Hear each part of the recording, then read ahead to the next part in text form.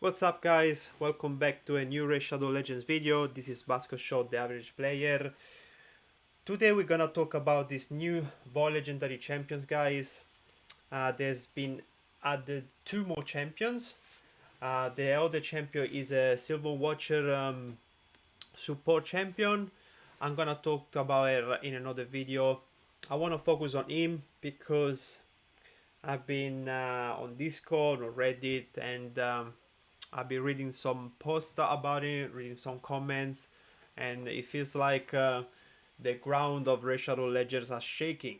But I just wanna make this video to show you that even if this guy has a pretty big kit, like full of like nasty debuff and block revive, secret skills, this champion is not for arena guys. Don't worry about it. Like obviously if you pull him and you are like, you know, between silver to like gold 4, early gold 5, you're gonna use him and you're gonna do good with him, because for those kind of classic arena tiers, like any sort of like void nuker is fine.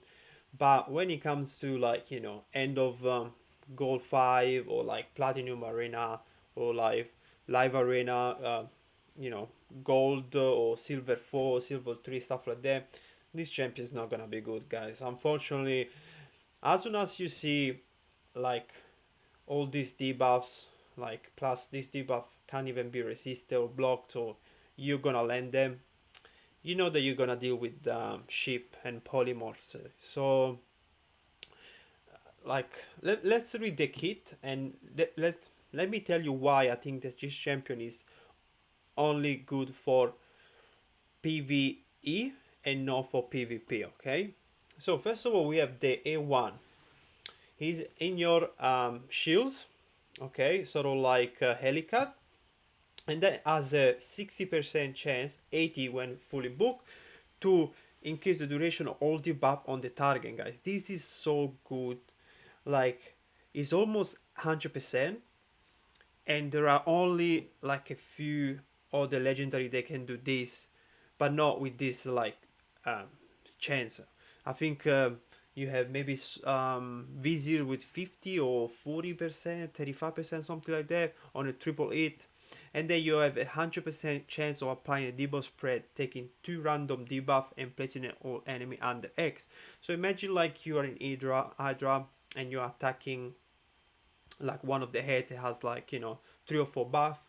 You're gonna extend it eventually, and then you're gonna place them all the other heads, and you're gonna do this every single turn guys. Like every single time you use this one, you know, you can maybe pair up this champion with a Valkyria for counter attack. So every time he does the A1 after a counter, he's gonna do this, and you're gonna have a bar full of debuff. Okay, so after that he plays Hex on this skill. Is a AoE damage skill, but his damage is based on like single target damage. So basically we have you know how we have the suffering that reduce AoE damage, this skill in your deck. And also if you want to use him like, you know, in arena or doing tower and stuff like that, you're gonna like in your some passive like, you know, the mastery that reduce AoE damage, or like the passive from Duchess that reduce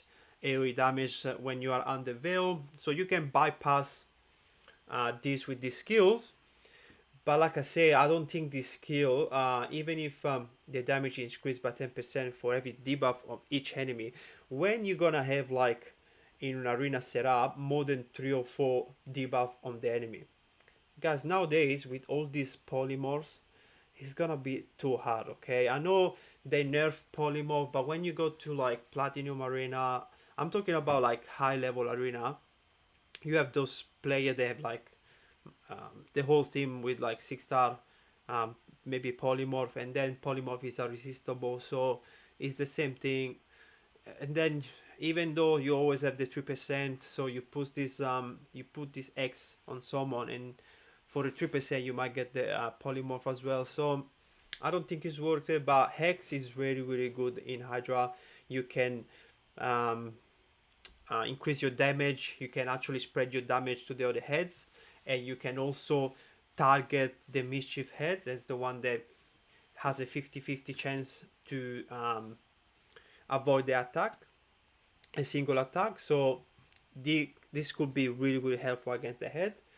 And then you're gonna have this skill here, that this is the one that unlock the secret skill. So this skill, you have two options. One is like you target a living ally, and the other one is you target dead ally. Okay, if you target a living ally, you're gonna kill him, and then you're gonna place weaken and true fears on all the enemies, and you can't resist this skill and you can't block her, and then you feel this temperature meter of 75%. That's pretty much almost like that you're gonna get an extra turn. Okay, so basically with this skill, I mentioned already before, if you use this in arena, you're gonna place those debuffs. So you're gonna have so it's 2 buff on every enemy unless they have stone skin. So let's just say the enemies don't have stone skin. You're gonna have 8 chances to get polymorph. Okay, 8 chances, guys. That's too much. Trust me, you're gonna get polymorph with this skill. Okay, obviously if the whole team has polymorph, but you're gonna encounter him with like 2 polymorph, you know, maybe UDK or maybe like a Harima or like a Helicat. So you might get polymorph by this skill. And then if you target that ally, you're gonna heal the champion by 50% or that ally max HP.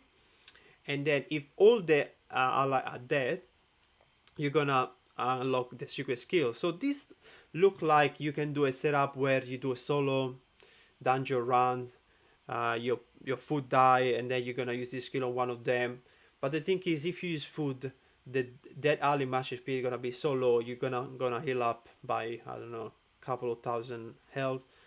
And then if you already had and you also place a shield on yourself, but if you already got the shield is gonna be increased like Brony sort of things. The ability of Brony, they can extend the shields. But this is like this is very hard to pull off, okay? Because the only scenario when you're gonna go solo is like if you wanna do like a solo dungeon run. But I don't think you can benefit from the max HP of the food that you bring with you, okay? So I'm gonna think of a comp where this can be used, but it's a bit hard for me to benefit from the second part of this skill. It's more the top one where you can actually use this skill to kill one of your ally, the one that has the what's it called? You know when the Hydra they're gonna eat the champion, they have the divor counter or something like that. So basically, when you see that the counter is about 2, 3, 4 turns, you can literally kill the ally, and then the counter is gonna go to another of your ally, and then you're just gonna revive the that ally. So basically, you can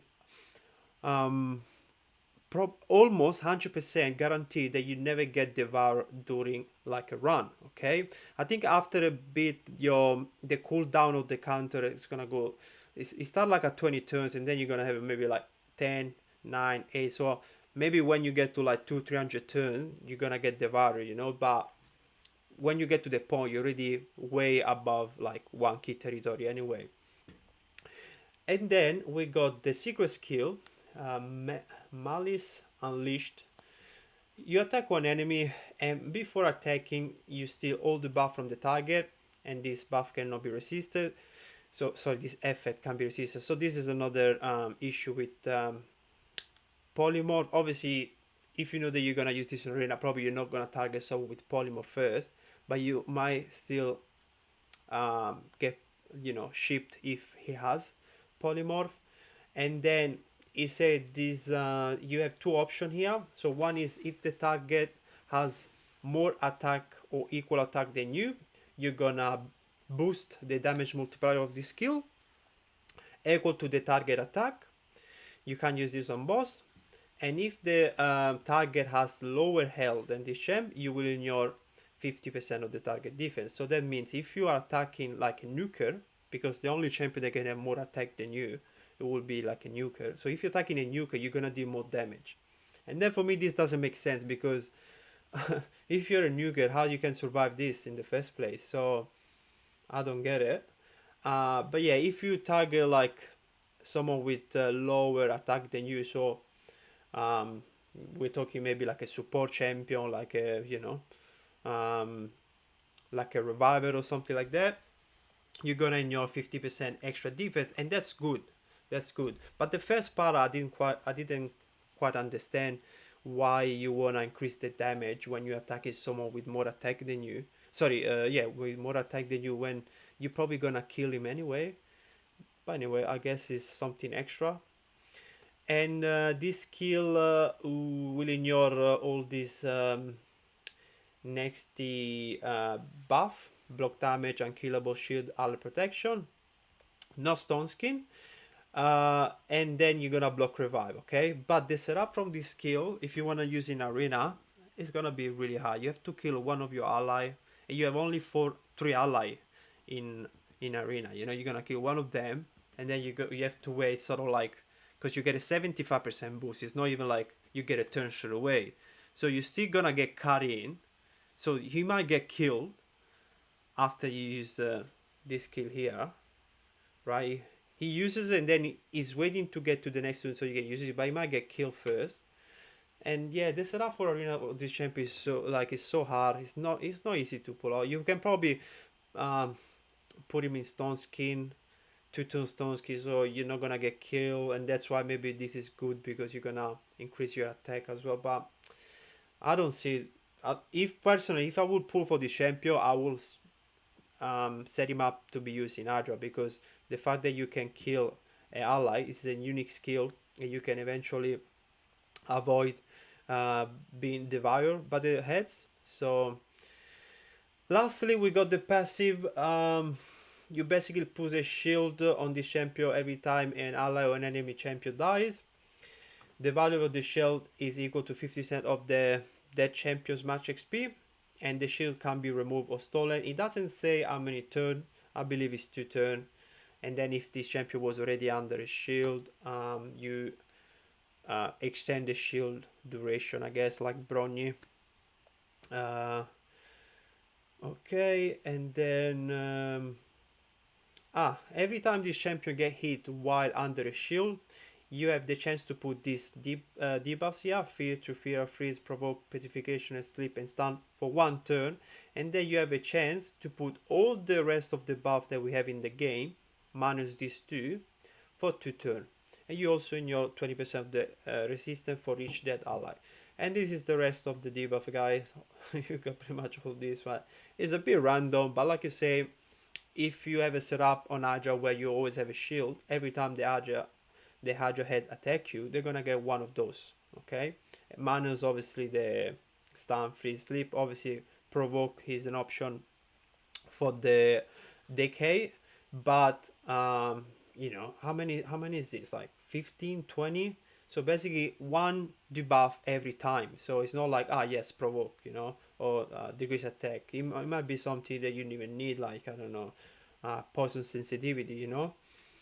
And with the head of decay, you gotta be careful not to put too many debuff on her, because you always need to have the spot free for provoke. So that's why maybe you gotta be careful when you use the A1, because if you put too many, if you stand the buff too much and then you spread them as well on the other head, stuff like that, you might have the bar full. There is a cap of 10 debuff, so you always have to make sure you have 9, so you can place the provoke. Another thing to be aware of. But yeah, for me, guys, is and he has a speed arena battle, but like I say, to me it doesn't seems like a strong arena champion for like end game arena. So I'm talking about platinum and edge of platinum, so gold 5, high gold 5. Live arena, no, sorry guys, you can relax, sit back. Taras is still gonna be the best Rodos is still gonna be the best, and then you have Georgie still gonna be the best sniper in the game. And you know, these are other like strong new girl like, you know, Baron and you know, and now I can't think of the, you know, Leorius and stuff like that. So yeah, don't worry too much about it. And I might be wrong. Maybe there is more shenanigans that they're gonna come up with. But to be honest, his kit is too RNG. You're gonna be disappointed. You're gonna be living like a sheep um, in 90% of your fights. So that's it, guys. That was just a clarification under my point of view. Let me know what you guys think, and have a good day. Peace.